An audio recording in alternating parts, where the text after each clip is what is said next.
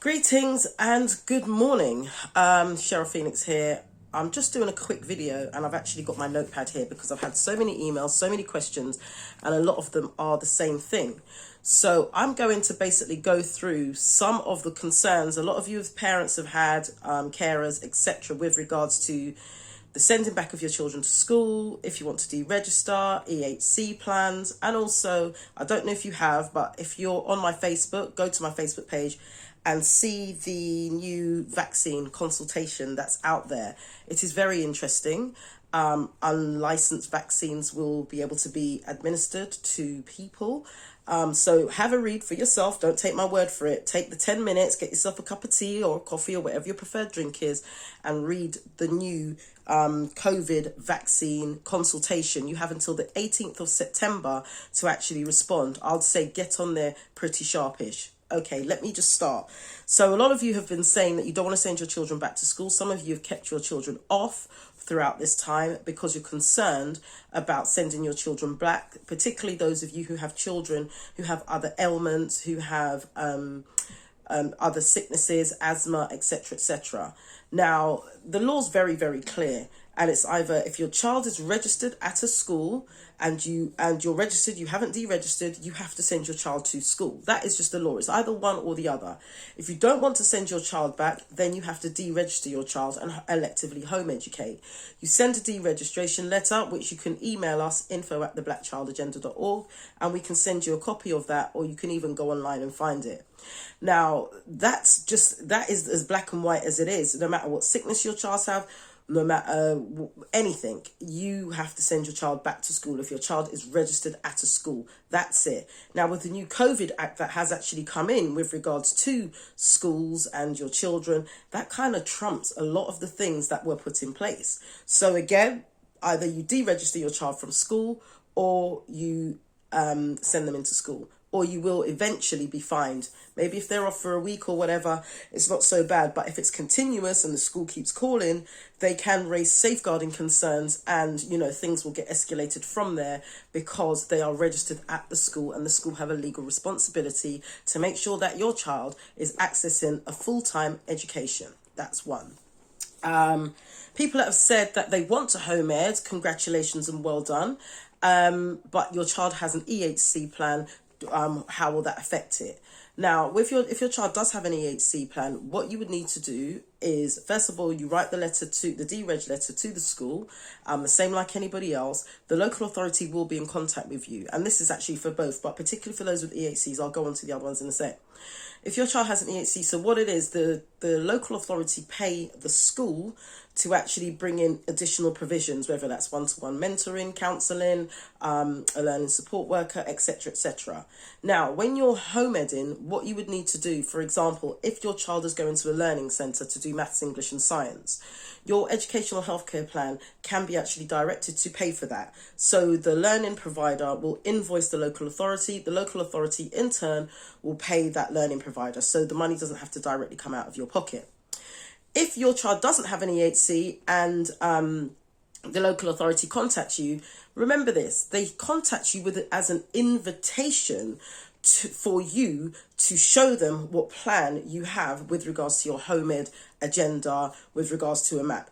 You do not have to respond by law. You don't have to respond. You can write a very nice letter. Thank you very much for your email and your invitation, because that's all it is. There's no law that says that you have to comply with what they're saying. If you read what they've written carefully, it says we would like to do X, we would like to do Y, we would like to hear. It doesn't say you must, according to any legislation, any acts or laws under the Education Act. So that you need to make clear. So don't feel frightened or threatened by them constantly. We have a letter template that we've sent out to a few parents which break down exactly what the law is and how it stands. If you'd like a copy, email us, info@theblackchildagenda.org, and we'll send it through to you.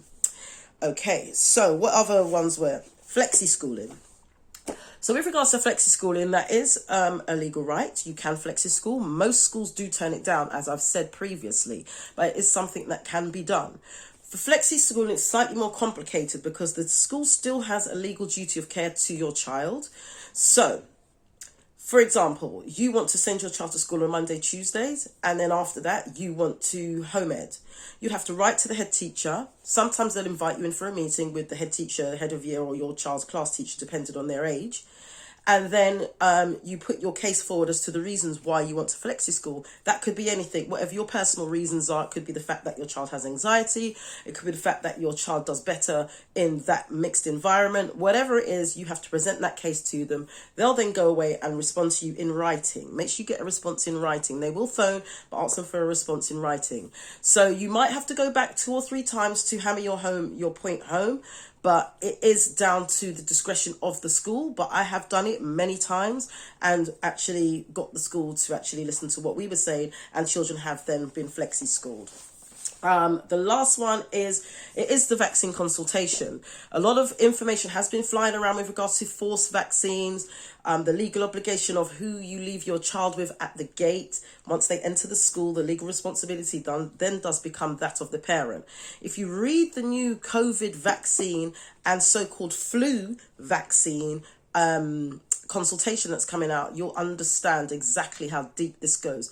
It's not very nice. It's not pretty.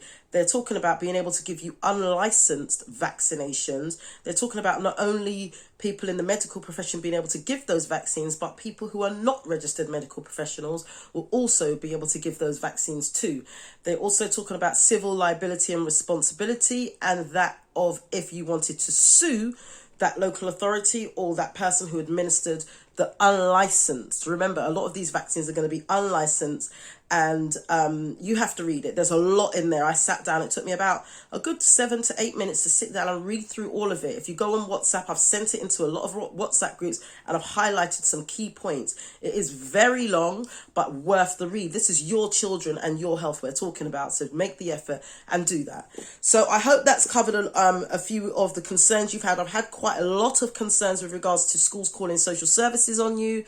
Again, if a concern has been raised by a school, whether it is maliciously or that they have genuine concerns, the social services have a duty of care to investigate that. I know a lot of us are not social services friendly. We don't necessarily like them. However, they have a job and responsibility. And this is not me saying that I believe all social workers are good. No, I know a lot of them lie. I know there's a lot of falsified documents and information that is out there. But also, if they want to speak to your child, or if they want to speak to you, always have somebody else present. If they want to speak to your child without you being there, which if you look at it, if a child is being abused and they need to speak to that child, the abuser can't be sitting in the room. And I'm not saying that anyone is abusing their child. However, this is just the protocol that has to be followed. Safeguarding trumps practically everything. So from that perspective, just understand your rights and make sure that you cover your own back if you know that you're innocent and nothing has taken place. If they want to interview your child, get someone independent, which you're allowed to do, or a cousin, friend, family friend, whoever, to be in the room when they're interviewing your child and taking notes. You're entitled to do that. You don't have to have them meet you at home. You can go in a neutral place to be met and you have a discussion. And then after they're in a primary investigation, they will either escalate it to maybe where you have to follow certain criteria and jump through a few hoops, or they'll say that there's nothing to answer here and the case will be closed. Don't get too concerned. But again, if you need more support and advice, info@theblackchildagenda.org. One thing I will say, if you do want us to actually work on your behalf, you'd have to register with our service. And yes, there is a fee because, you know, it's a lot of work that goes into this. I hope this has helped give you some sort of peace with regards to the information that is flying around online. We only deal with the law. We only deal with legislation, and that's it. We don't deal with emotions, even though it is an emotional time for you as parents. And yes, I have seen and heard that a lot of children have gone back into school. There is no social distancing with regards to this scamdemic. They're all huddled up in a classroom and all these things. And as you know, the increase in COVID cases in schools has gone up to 522 schools in the UK now have cases of COVID. So make that of it what you will. People said they weren't sending their kids back. You guys sent your kids back. It's up to you what you want to do. They're your children. Okay, I hope that helps. Take care. Give care. Bye-bye.